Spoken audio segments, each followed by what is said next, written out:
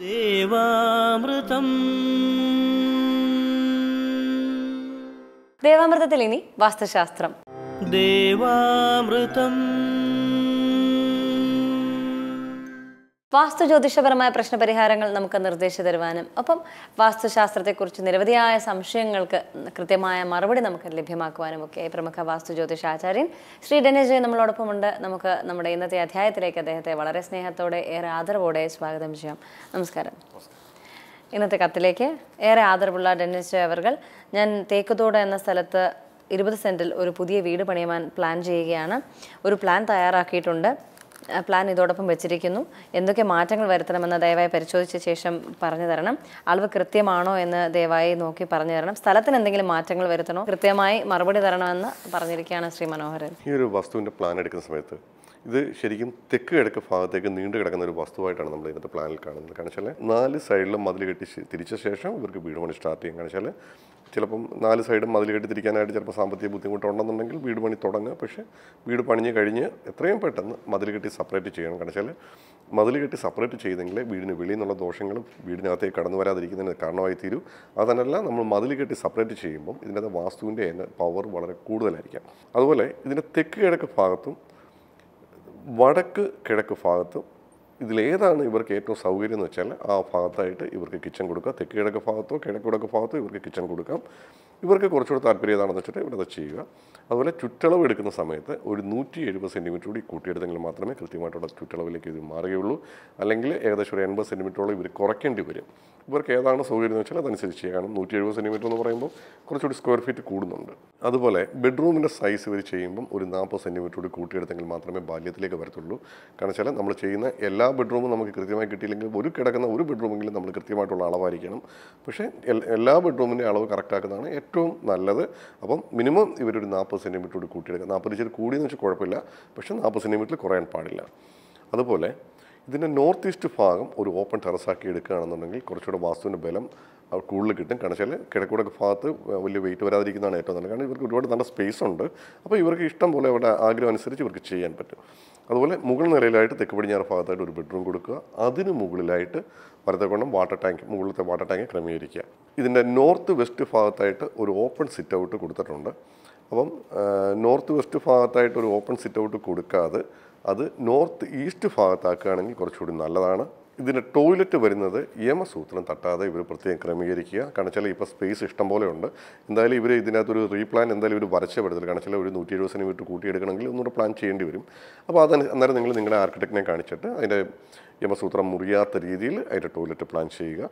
അതുപോലെ ഈസ്റ്റ് ഭാഗത്തെ ടോയ്ലറ്റ് മാറ്റി പൂജാമുറി സെറ്റ് ചെയ്താൽ കുറച്ചുകൂടി ബെറ്ററാണ്. ഇതിൻ്റെ ഈസ്റ്റ് ഭാഗത്തായിട്ട് ഒരു ടോയ്ലറ്റ് കൊടുത്തിട്ടുണ്ട്. കാരണം ഈസ്റ്റ് ഭാഗത്ത് ടോയ്ലറ്റ് കൂടുമ്പോൾ ബ്രഹ്മസൂത്രം അടഞ്ഞു പോകും. അപ്പോൾ ആ ഭാഗത്ത് ആ ടോയ്ലറ്റ് അവിടെ നിന്ന് മാറ്റുകയാണെന്നുണ്ടെങ്കിൽ അതൊരു പൂജാമുറിയായിട്ട് ഇവർക്ക് യൂസ് ചെയ്യാൻ പറ്റും. അതുപോലെ സ്റ്റെയർ കേസ് കിഴക്ക് വടക്ക് ഭാഗത്ത് നിന്ന് മാറ്റി തെക്ക് കിഴക്ക് ഭാഗത്തു നിന്ന് പടിഞ്ഞാറോട്ട് കയറി വീണ്ടും വടക്കോട്ട് കയറുന്ന രീതിയിൽ ക്ലോക്ക് വൈസിലായിട്ട് പ്ലാൻ ചെയ്യുക. അതുപോലെ നോർത്ത് ഈസ്റ്റ് ഭാഗത്തായിട്ട് ഒരു കിണർ കൊടുത്തിട്ടുണ്ട്. അതുകൊണ്ട് ദോഷമൊന്നുമില്ല. പക്ഷേ ഇവർ കുറ്റിയടിക്കുന്ന സമയത്ത് ഈശാൻ്റെയൊക്കെ കട്ട് ചെയ്യാതെ വേണം അത് ചെയ്യുവാനായിട്ട്. അപ്പോൾ ഇത്രയും കാര്യങ്ങൾ മാത്രമേ എനിക്കിതിനകത്ത് വാസ്തുവുമായിട്ട് ബന്ധപ്പെട്ട് പറയാനുള്ളൂ. അതുപോലെ ഇവർക്ക് ഞാൻ പൂജാമുറി പറഞ്ഞിരിക്കുന്നത് ഈസ്റ്റിൽ ചെയ്യാൻ പറഞ്ഞു. പക്ഷേ ഇവർക്ക് നോർത്ത് ഈസ്റ്റ് ഭാഗത്ത് ചെയ്യുവാണെങ്കിൽ അത് ബെറ്ററാണ്. ഇവർ ഏതാണോ ഇവർക്ക് കുറച്ചുകൂടി സൗകര്യം അതനുസരിച്ച് ഇവർക്ക് ചെയ്യാം. ഇത്രയും കാര്യങ്ങൾ മാത്രമേ എനിക്ക് ഇതിനകത്ത് വാസ്തുവുമായിട്ട് ബന്ധപ്പെട്ട് പറയാനുള്ളൂ. ഇതിൻ്റെ വടക്ക് പടിഞ്ഞാറ് ഭാഗത്തായിട്ടൊരു ബെഡ്റൂം കൊടുത്തിട്ടുണ്ട്. അത് വടക്ക് പടിഞ്ഞാറ് ഭാഗത്തുള്ള ബെഡ്റൂം പെൺകുട്ടികൾക്ക് ഉപയോഗിക്കാം. മാസ്റ്റർ ബെഡ്റൂം ഗൃഹനാഥനും ഗൃഹനാഥയ്ക്ക് ഉപയോഗിക്കാം. മുകളിലത്തെ മുറി ഇതുപോലെ ആൺകുട്ടികൾക്ക് വേണമെങ്കിൽ ഉപയോഗിക്കാം. മറ്റ് ദോഷങ്ങളൊന്നും നമുക്കിതിനകത്ത് കാണുന്നില്ല.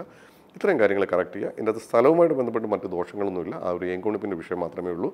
അത് മതിൽ കെട്ടുമ്പോൾ ആ വിഷയം പൂർണ്ണമായിട്ട് മാറിക്കിട്ടും ചെയ്യും. വാസ്തു ഒന്നും നോക്കാതെ അങ്ങനൊന്നും അതിനെപ്പറ്റി അന്നേരം അതൊന്നും ചിന്തിക്കാതെ ഒരു ഡിഫറെൻ്റ് ആയിട്ടുള്ളൊരു കളറ് ബെഡ്റൂമിൽ മാസ്റ്റർ ബെഡ്റൂമിൽ പെയിൻറ്റ് ചെയ്ത് പോയി. ഭാര്യയുടെയും ഭർത്താവിൻ്റെയും രണ്ടുപേരുടെയും കളറിന് അവരുടെ ഫേവറബിൾ കളറിന് ജസ്റ്റ് ഓപ്പോസിറ്റ് ആണ് എന്ന് ഇരിക്കട്ടെ. അങ്ങനെയാണെങ്കിൽ അവർക്ക് ഇപ്പം പെട്ടെന്നൊരു പെയിൻറ്റിങ് സാധ്യമല്ലാത്ത നിലയിൽ എന്ത് കാര്യമാണ് റെമഡി എന്താണ് സ്വീകരിക്കാൻ സാധിക്കുക? ഈ പറഞ്ഞ പോലെ ഒരു ഗൃഹനാഥനും കിടക്കുന്ന മുറിയിൽ അവർക്ക് ബാഡിലക്കായിട്ടുള്ള കളറാണ് അവർ യൂസ് ചെയ്തിട്ടുണ്ടെന്നുണ്ടെങ്കിൽ ഈ പറഞ്ഞ പോലെ നമുക്ക് അതിൻ്റെ കർട്ടനുകൾ അല്ലെങ്കിൽ ബെഡ്ഷീറ്റുകൾ ഇതിൻ്റെ കളറുകൾ നമുക്ക് അതനുസരിച്ച് റീ അറേഞ്ച്മെൻറ്റ് ചെയ്യാൻ പറ്റും. അപ്പം വാസ്തുവിനെ സംബന്ധിച്ചൊരു ബാലൻസിങ് ആണ്.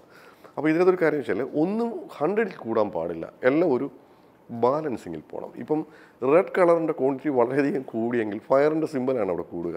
അപ്പോൾ ചിലപ്പോൾ ആ ബെഡ്റൂമിൽ നമ്മൾ കിടന്നു കഴിയുമ്പോൾ ചിലപ്പോൾ നമുക്കൊരു മൂഡ് ഓഫ് ഉണ്ടാവാം, ചിലപ്പോൾ വഴക്കുണ്ടാക്കാനുള്ള ടെൻഡൻസി ഒക്കെ ഉണ്ടാകും. അപ്പോൾ നമ്മൾ ചെയ്യുന്നത് അറിയാം, വാട്ടർ ക്വാണ്ടിറ്റി കൂടുക. അപ്പം വാട്ടർ ക്വാണ്ടിറ്റി കൂട്ടുമ്പോൾ ഫയറിൻ്റെ എനർജി കുറയും. വാട്ടർ ക്വാണ്ടിറ്റി കൂട്ടാനായിട്ടുള്ള കാര്യം വെച്ചാൽ നമുക്ക് നീല കളറുള്ള ബെഡ്ഷീറ്റുകൾ നമുക്ക് അപ്ലൈ ചെയ്യാൻ പറ്റും. അപ്പോൾ കർട്ടൻ നമ്മൾ കൊടുക്കുമ്പോഴും നീല കളറായിരിക്കും നമ്മൾ കൊടുക്കുക. അപ്പം ഇതൊരു ബാലൻസിങ് ആണ്. അതനുസരിച്ച് നമുക്ക് അറേഞ്ച് ചെയ്ത് പോകുമ്പോൾ ഇതൊരു ബാലൻസിങ്ങിലേക്ക് നിലനിന്ന് പോകും, വലിയ വിഷയങ്ങളൊന്നും വരില്ല. അതുപോലെ നമ്മുടെ വീടിൻ്റെ ദർശനം എങ്ങോട്ടാണോ അതനുസരിച്ചുള്ള കളറുകൾ, ആ വീടിൻ്റെ ഗ്രഹനാഥയുടെയും ജാതകപ്രകാരം അവർക്ക് കോമൺ ആയിട്ട് വരുന്ന ലക്കി കളറുകൾ വേണമെങ്കിൽ നമുക്ക് അപ്ലൈ ചെയ്യാൻ പറ്റും. സ്വീകരണമുറിയിൽ അപ്ലൈ ചെയ്യാൻ പറ്റും, കിച്ചണിൽ അപ്ലൈ ചെയ്യാൻ പറ്റും. എന്തായാലും വാസ്തു ചെയ്യുമ്പോൾ ആരെങ്കിലും വിളിച്ച് കാണിച്ചിട്ട് അവരവരുടെ ഉപദേശപ്രകാരം ഏതാണ് അവരുടെ ലക്കി കളർ അല്ലെങ്കിൽ എങ്ങനെയാണിത് പ്ലാൻ ചെയ്യേണ്ടതെന്നുള്ള രീതിയിൽ ഒന്ന് ആലോചിച്ചിട്ട് ഒരു വാസ്തു ചെയ്യുന്ന ആളുടെ ഒരു ഉപദേശപ്രകാരം ചെയ്യുക. തീർച്ചയായും അതുകൊണ്ട് ഗുണഫലങ്ങൾ തന്നെ നിങ്ങൾക്ക് കിട്ടും. വാസ്തുശാസ്ത്രത്തിൻ്റെ ഇന്നത്തെ അധ്യായം ഇവിടെ പൂർണ്ണമാവുകയാണ്. വാസ്തു ജ്യോതിഷപരമായ പ്രശ്നപരിഹാരങ്ങൾക്ക് ഉത്തരം നൽകുവാനായി വാസ്തു ജ്യോതിഷാചാര്യൻ ശ്രീ ഡെന്നിസ് ജോയെ സമീപിക്കുവാൻ താഴെ കാണുന്ന നമ്പറിൽ കോൺടാക്ട് ചെയ്യാവുന്നതാണ്. അതുപോലെ വാസ്തു ജ്യോതിഷപരമായ പ്രശ്നപരിഹാരങ്ങൾക്ക് ഞങ്ങൾക്കും എഴുതിയറിയിക്കേണ്ട വിലാസം: producer Devamritham, Kaumudi TV, Kaumudi buildings, Pettah, Thiruvananthapuram. ദേവാമൃതത്തിൻ്റെ മനോഹരമായ ഇന്നത്തെ അധ്യായം ഇവിടെ പൂർണ്ണമാവുകയാണ്. മറ്റൊരു പുതുമ നിറഞ്ഞ അധ്യായമായി വീണ്ടും കണ്ടുമുട്ടാമെന്ന ശുഭപ്രതീക്ഷയോടെ വിടവാങ്ങുന്നു. നന്ദി, നമസ്കാരം.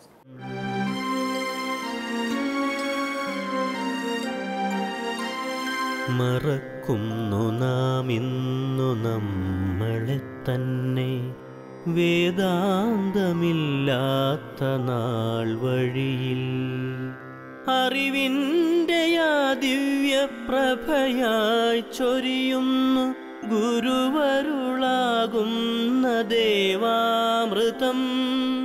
ഗുരുവരുളാകുന്ന ദേവാമൃതം.